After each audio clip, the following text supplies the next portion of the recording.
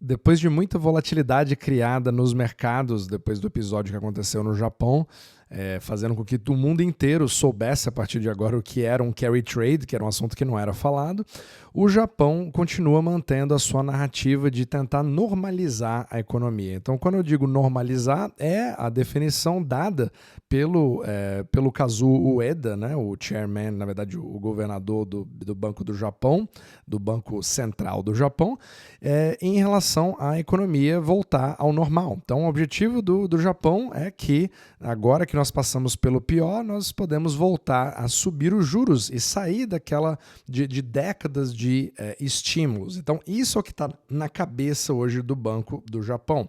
E ele acaba tendo um pouquinho de motivos para ajudar nessa narrativa, sendo que a inflação core, né, do Japão, ela mostrou um pouquinho mais de aceleração. Então, ao invés de 2,6% em junho, né, no acumulado de um ano, foi para 2,7% agora, em julho. Mas isso se dá principalmente pelo aspecto de reaceleração dos custos de eletricidade, porque o Japão teve ele retirou o subsídio que estava sendo feito para a eletricidade, que fez subir 22%.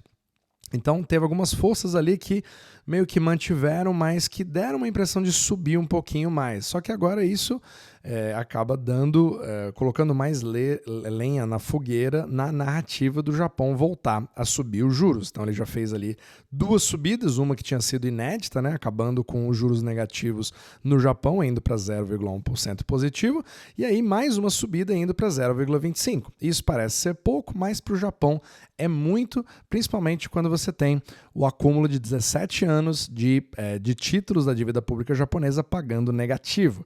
E isso é uma coisa que vai ser um dos desafios para o Banco do Japão para poder continuar fazendo essa subida. Então, recentemente, o Kazuo Ueda estava junto com o Jerome Powell na reunião do Jackson Hole para poder definir as diretrizes de onde vai a economia do Japão.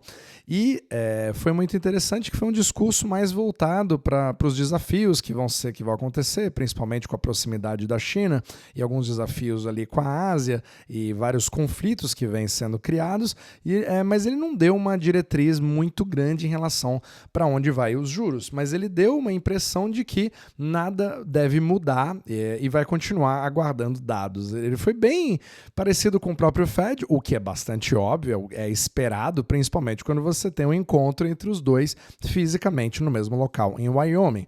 E aí o Kazuo Ueda voltou para o Japão e teve recentemente uma audiência parlamentar, onde, em princípio, ele estava ali na mira de todo mundo, porque acabou criando uma grande volatilidade nos mercados, mas ele conseguiu, segundo um artigo da Bloomberg, meio que contornar a situação e transformar alguma coisa que poderia torná-lo o alvo, né, e o inimigo número 1, o culpado de toda a volatilidade do mercado e dos problemas criados no carry trade, e transformou isso em algo que trouxe um pouco mais de posicionamento, dizendo que, não, olha só, nós estamos vendo os dados aqui e eles corroboram de que o Japão está em recuperação, afinal de contas estamos criando inflação novamente, aos poucos, apesar de todos os desafios, e agora nós vamos ficar bastante atentos, em princípio não vai ter nenhum tipo de mudança em relação ao nosso curso, e continuamos, pelo menos a narrativa inicial é de que o Banco do Japão vai fazer mais um aumento de juros,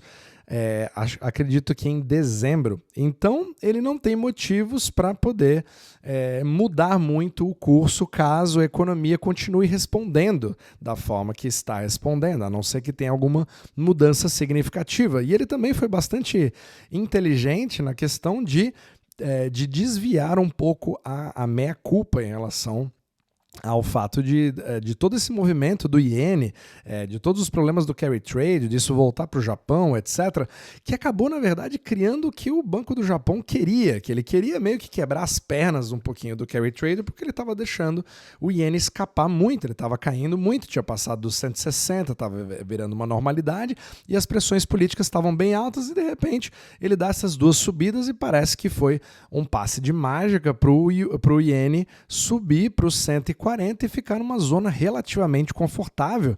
Afinal de contas, o Japão fez 3 grandes intervenções queimando reservas em dólares para poder segurar a onda do iene, e eis que de repente ele tenta mais uma arma, que é a subida de juros de fato, e essa parece que foi a bala de prata, entre aspas, pelo menos na ideia do Banco do Japão. Mas a gente sabe que os problemas, isso não é mais tapar o sol com a peneira. A gente sabe que o Banco do Japão está diante de uma encruzilhada, e eu tenho dezenas de capítulos já que eu falo sobre esse assunto no podcast que você pode seguir, mas é mais um capítulo da saga que até dá uma certa moral para o Kazuo Ueda, porque, querendo ou não, ele trouxe uma certa estabilidade, pelo menos para a narrativa da população, que vinha reclamando bastante em relação à inflação, principalmente quando você precisa importar combustíveis e muitas das coisas que você, até na comida hoje no Japão, né, você tem muitos itens que dependem da importação e depende do câmbio. Então a vida ficou mais cara para o japonês,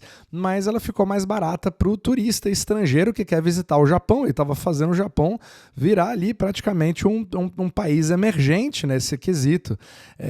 Então vai ser interessante ver como que esse pelo menos alívio temporário, talvez, né? Vamos ver como é que vai ser nos próximos meses, se o iene vai conseguir manter isso. Acaba criando um pouquinho de alívio, uma pausa diante de todo esse movimento. Então, se você que acompanha o podcast está no Japão, me dá um pouquinho das suas impressões. Isso mudou um pouquinho em relação ao turismo? Isso mudou? Me passa aqui nos comentários, que seria bem legal ter esse feedback e acompanhar isso a todo momento. Só que é claro que não é uma coisa rápida, né? Os efeitos, eles não necessariamente acontece de uma hora para outra, mas vai ser interessante para ver qual que é a visão que a população vai ter em relação a isso. Enquanto isso, o Japão não muda muito os fundamentos da economia japonesa, que continua indo mal. Não é uma coisa que só o Japão está indo bem no mundo inteiro. No mundo inteiro, só o Japão é o país isolado que está indo bem e o resto do mundo está indo mal. Não é assim. O Japão se encontra hoje em recessão, e é incrível como o malabarismo que você precisa fazer para poder criar toda uma narrativa de que, na verdade, a economia que está claramente em recessão, na verdade, está indo bem, e nós estamos recuperando e passando para o outro lado, e aqueles 17 anos, aleatoriamente, no 17º ano de estímulos, entre aspas, com juros negativos, agora sim funcionou e nós podemos voltar à normalidade. Então, essa é a história que você precisa se contar para poder convencer a população de que tudo está indo muito bem. E assim vamos seguindo essa saga do Japão, para você ver como isso é quase que uma arte da narrativa. A macroeconomia, infelizmente, não está mais envolvida com números objetivos, mas sim com as narrativas e a forma que o mercado interpreta isso.